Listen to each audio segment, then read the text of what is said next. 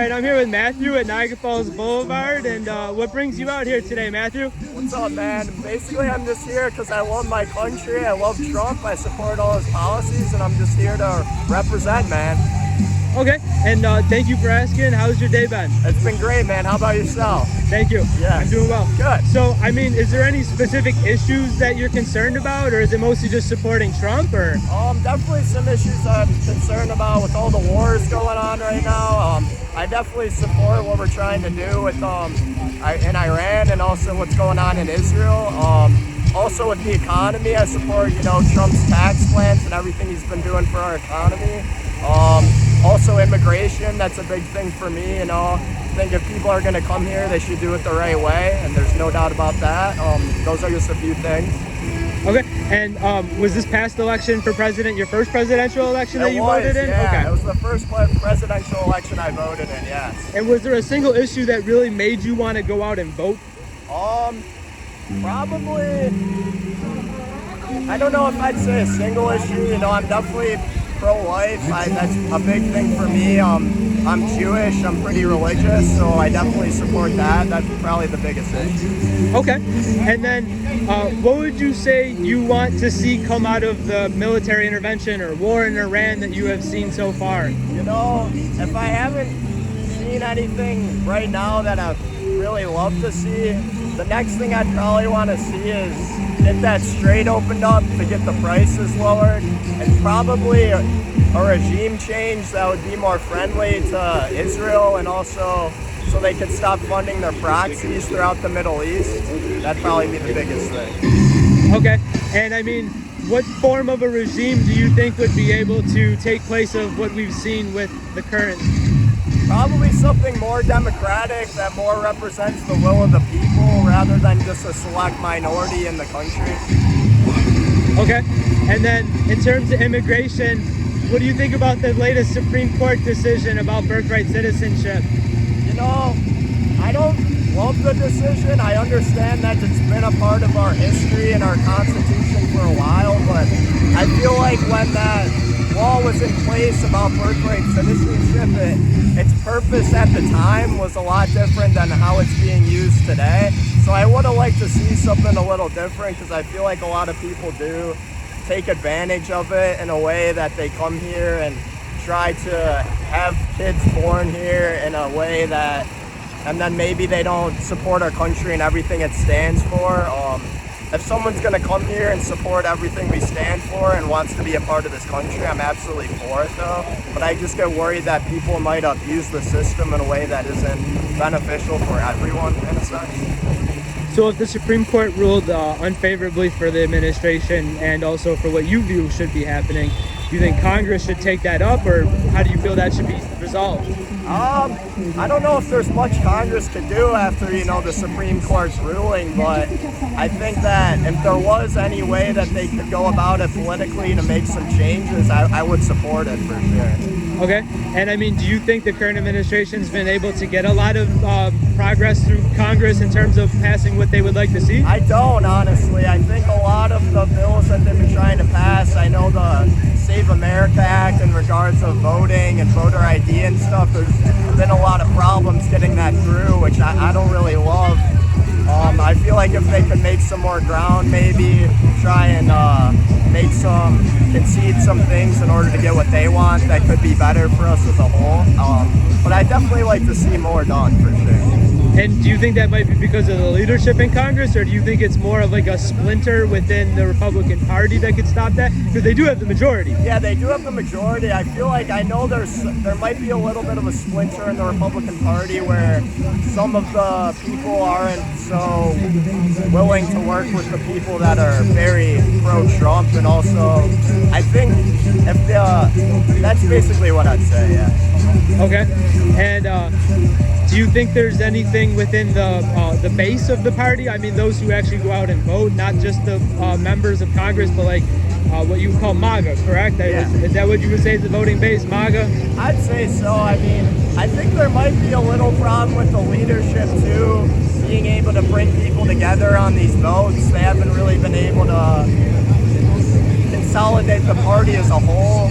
Like, I feel like MAGA sometimes what you'd say is MAGA sometimes fights with like other Republicans that aren't so pro-Trump, and if they could somehow come together and work those things out, I think that'd be good.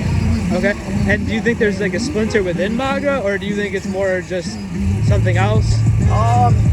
I would say probably something else. I don't know. I'd say MAGA's pretty together as a whole when it comes to Congress and stuff.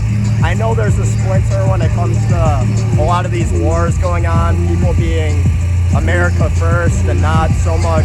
I mean, one of the things Trump promised was no new wars, and a lot of people look at this as like a quote-unquote war. So I think there is some splintering maybe within MAGA as well as the Republican Party as a whole.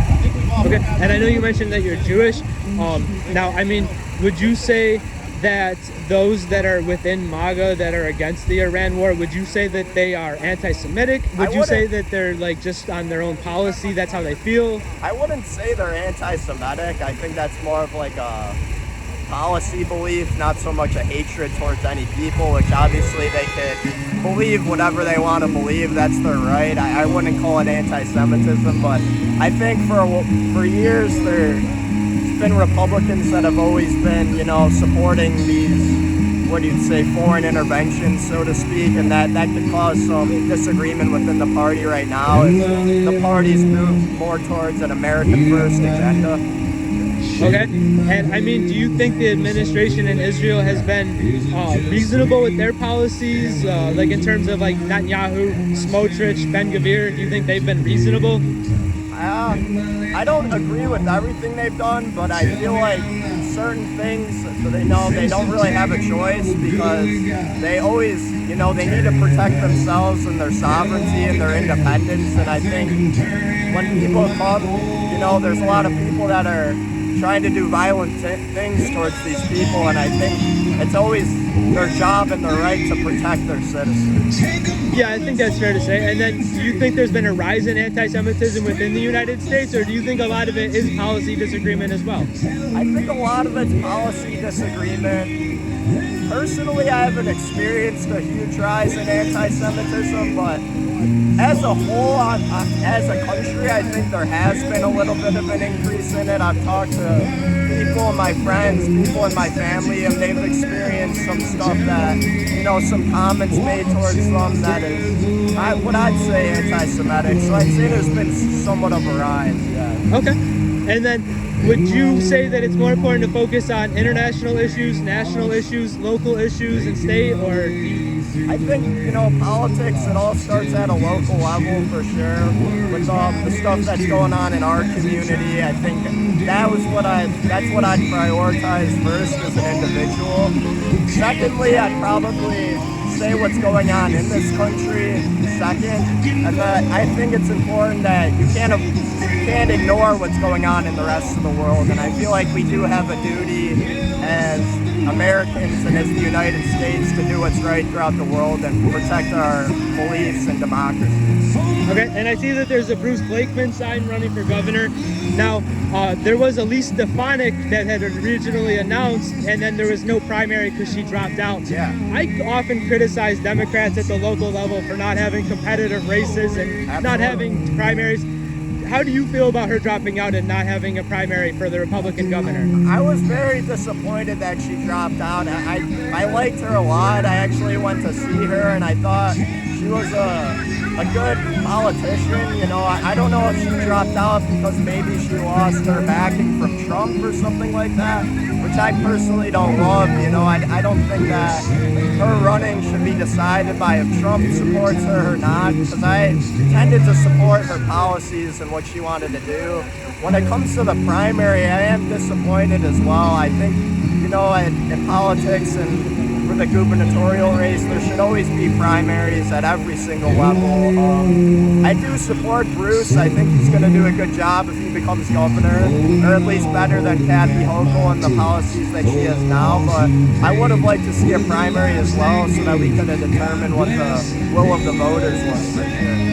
Okay, and then there's not many people that come out to these events. There's not many young people, even on the other side where people have a different viewpoint. There's not a lot of young people, and we see less young people voting in elections. Do Do you think young people should be more civically engaged? How can we increase civic engagement? I think they absolutely should be more engaged. How to increase it is a tough way to go because I think a lot of young people aren't too enamored with politics in the state we are in politically right now. It'd be tough, you know. I think we got to get them involved first at a local level.